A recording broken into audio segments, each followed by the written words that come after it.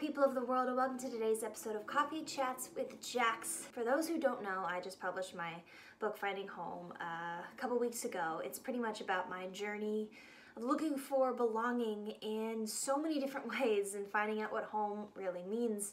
And for this video, I'm going to be talking about how I used to look for belonging in how smart I was. Part of the story of my book is that I was living in Boston in this place called Harvard Square. Yeah, I don't know, they used a whole different language over there almost, I felt like, and I was really insecure about it. What ended up happening was I would sit in these conversations in their dining halls and whatnot, and I would find myself having to Google words that they were using under the table on my phone because I had no idea what anybody was talking about. It really just made me really insecure. I just wanted to have something to add to the conversation, so I started reading all the same books that they had to read in class. I started reading all the Jane Austens and the Dostoevsky, I don't remember the names, but very thick books that they were writing papers on, and I was trying to get through with Spark Notes. And I would read these books and I would force myself to, and I would just feel stupid because I would read and then I would feel like I had to go back to the beginning and read it again. And I realized that I was spending so much time trying to appear smart,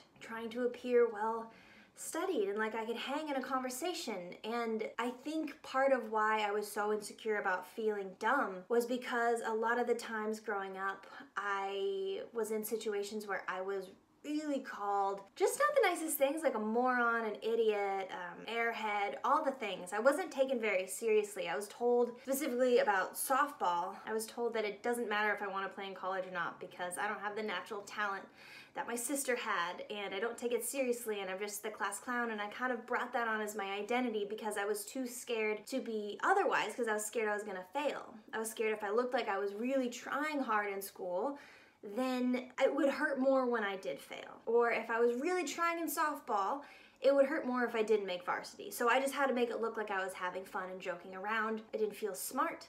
And so in Boston, when all this was happening, it was kind of bringing that back up a little bit, and it was making me feel really small. And so when I realized that I wasn't going to be able to reach their level of brains, I started just being in the class clown again. And I thought that if I could at least make them laugh, then maybe I could at least be entertaining in the conversation. So then after I was asked to leave Boston and back in LA, I looked at the books that I was trying to read in Boston, like the really thick ones, and I opened them up to read them, and then I realized, like, why am I doing this? Who am I trying to impress right now?